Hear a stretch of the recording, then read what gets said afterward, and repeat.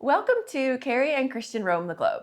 Today, we are going to go over a common question that we get asked as early retirees who decided to sell everything and roam the globe.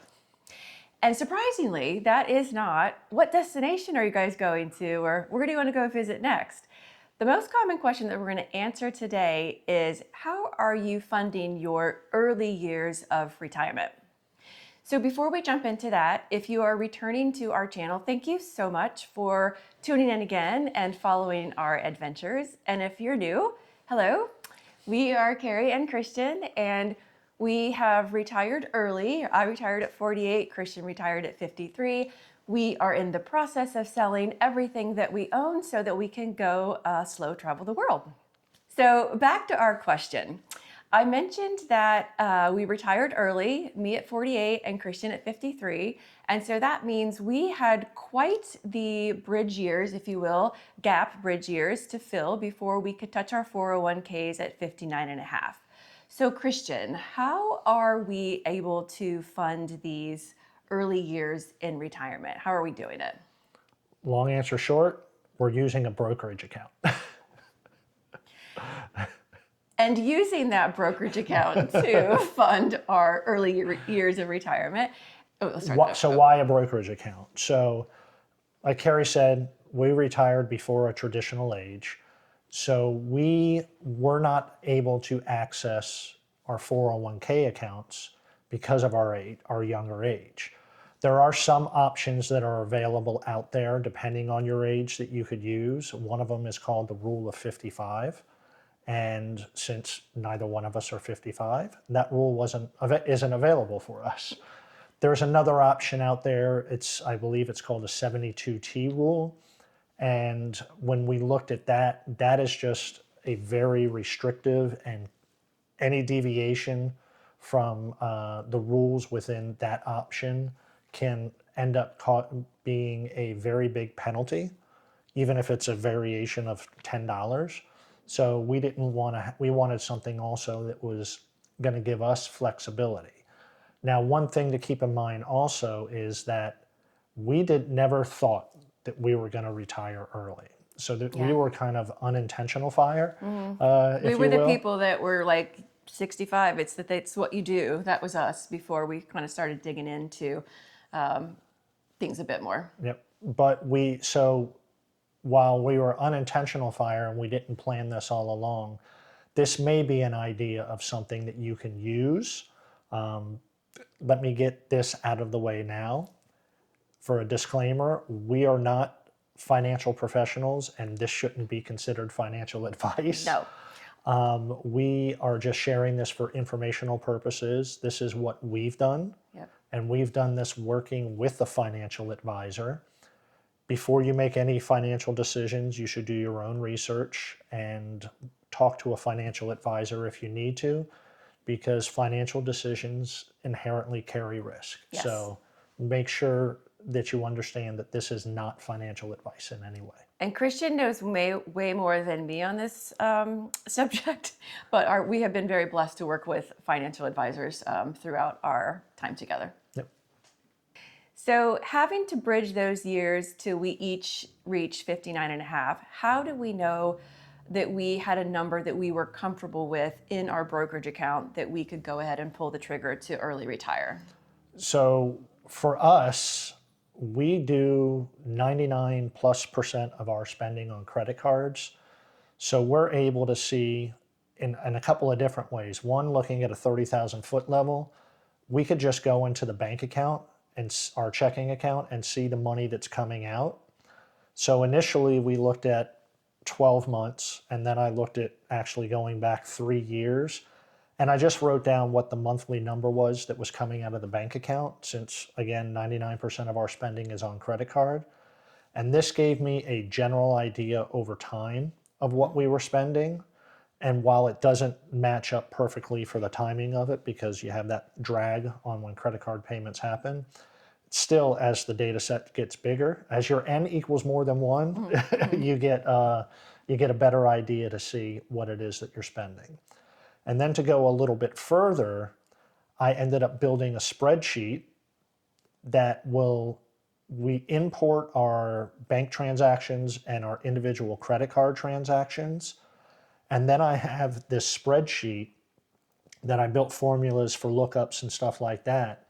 But we categorize all of our expenses, and you could see on the screen, I could get a little OCD sometimes, but we have all these different line items that we record so we could see what we're spending on and when we're doing that spending, to give us an idea of what our annual spend is in even more detail, so we could build out a budget for what we would want to do in retirement. And it's so good that you were that detailed, because we looked at everything that we spent money on. So big categories you would think, obviously rent, going out to dinner, utilities, drinks, anything that you spend money on, golf, any activities, every little detail, which was great, is on that spreadsheet to make sure that we had an accurate look of, this is what we spend per year. Can we maintain this? Should we want to moving forward? And one of the things that the advisor firm that we work with does is they'll break up these into buckets. So we look at things like rent is its own bucket. So we have a category for rent. And then we have our expenses. And then we have what on the software that we use, goals. And for us, it's vacation funds. So we have a separate bucket for our vacations. So we could sit there and then start playing with numbers as we get further along to see, okay, if we wanted to do this for 10 years, do this. So we could even do step up in spending for our go-go years as opposed to our slow-go years, to make sure that our financial plan is in place. In the software that we use, Yep. right? Yeah, it's a really nice thing to be able to look at. And just a tip too, if finances aren't your thing, they are not mine. But I can tell you, and as we've been doing this, I have gotten so much more interested and more involved in it. And one of the things that our financial advisor, before we even were working with them, in past, financial advisors might say, okay, just one person can come to the meetings. They were really strict about, you have to both come, both be involved in the meetings. And thank goodness, because it's a very important topic, obviously, but it also helps you understand and be more involved in the decisions. And so, sorry to get off on that little tangent, but so that's how we calculated Yep. our annual expenses. And then we use that to see, do we have enough to bridge the gap financially within our brokerage account before we could access our 401ks and IRAs. And then I guess the next question that we've received from viewers is, great, you're using a brokerage account to fund those early years of retirement. How is that brokerage account invested? And for this, I'm going to dig in and definitely refer to more notes on this. So what I did was I looked at our investments and got an idea of how are we invested. So first of all, we have things in 3 different tax buckets. Our brokerage account, which is considered the taxable bucket. We have our tax deferred bucket, and that's going to be our IRAs, and which are built off of the rollover of our 401ks.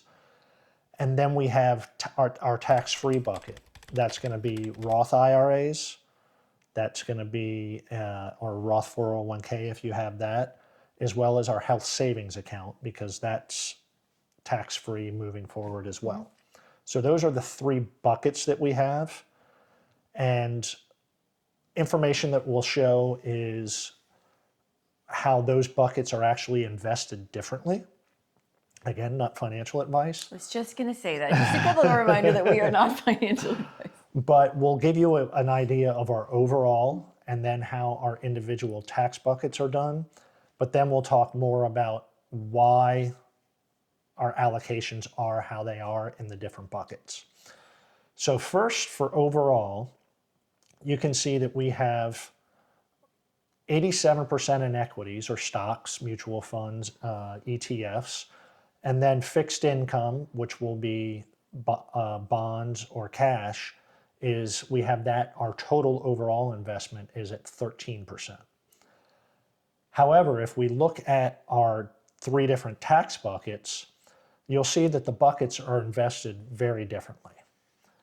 For our tax deferred and tax free, those are very, very aggressive, over 90% in bond or in equities. And that's because we want those to be able to grow over time, especially since we have a very long retirement horizon. We're looking for us based I have off of, good genes. My line has good genes. We've got me out to 100. yeah, we did based off of our typical life hit Yeah. spans within our families. We projected me out to 90 and Carrie out to 100, whereas most financial plans just look out to the age of 90, but we're going to use some genetics in our planning. You might live to 100 too. Yay. Depends on our health spans. But back to the numbers. So we have our tax deferred and tax free invested more aggressively. And our taxable account, you'll see we have a bunch in fixed income. Now, why do we have so much fixed income in our taxable account? So the firm that let me actually slide over a little bit. Looking at what you're going to be living on, once you retire, you start to become exposed to what's called the sequence of return risk. And that's just, markets always turn down. It's just, when is it going to happen? So to try to address that, you diversify your portfolio and put stuff in fixed income. So up here on the screen now, I have a shot of the different bear markets that have happened in the modern era, which is considered after World War II.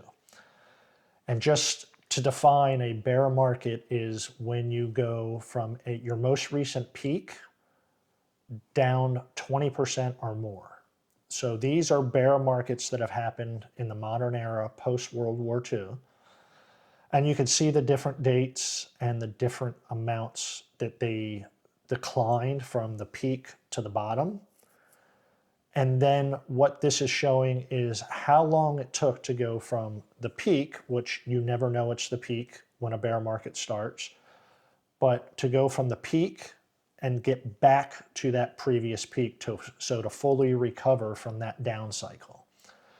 And this shows the average amount of time in years that that's taken.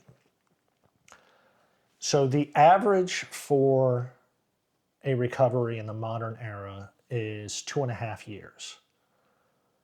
We have in our fixed income or our reserve to address if this happens, we have a 5-year period. Why 5 years?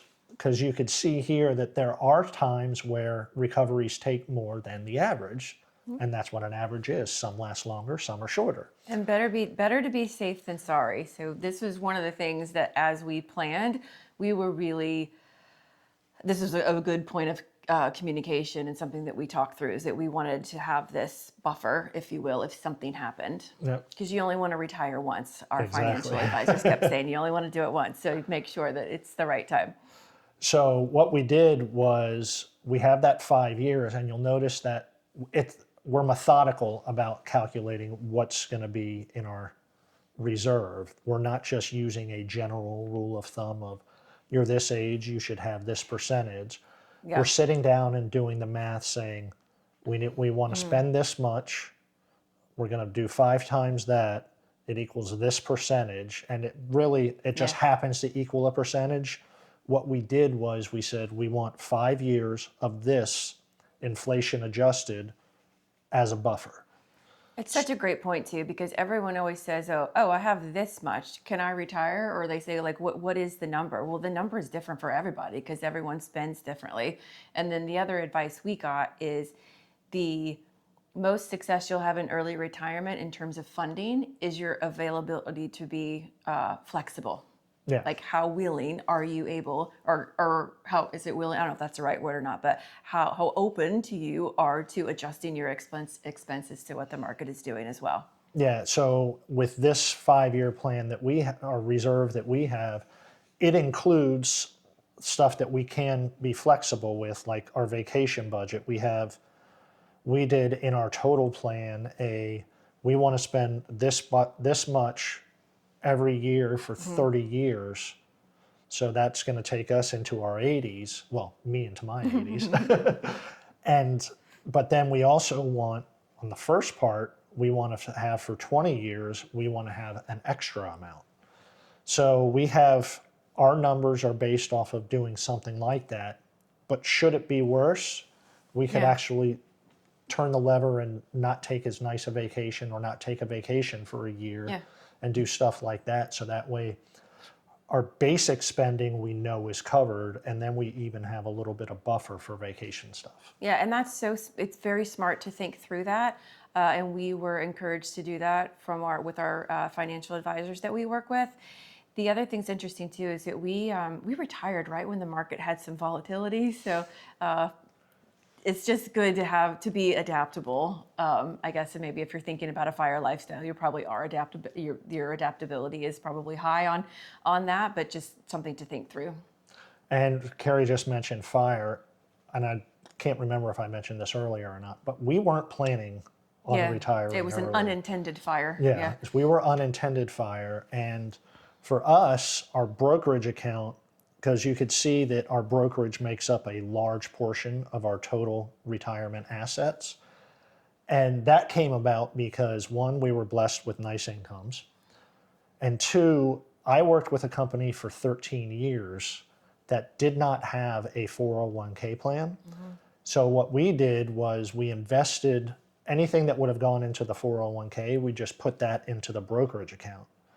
And in addition to that, anytime if during our careers, if we ever got a bonus in a given year, the vast majority of that, not all of it, we took advantage of having a little bonus funds, but the vast majority of it, we put that into the brokerage account too. So that's why if you look at our tax deferred and taxable, they're almost an equal percentage.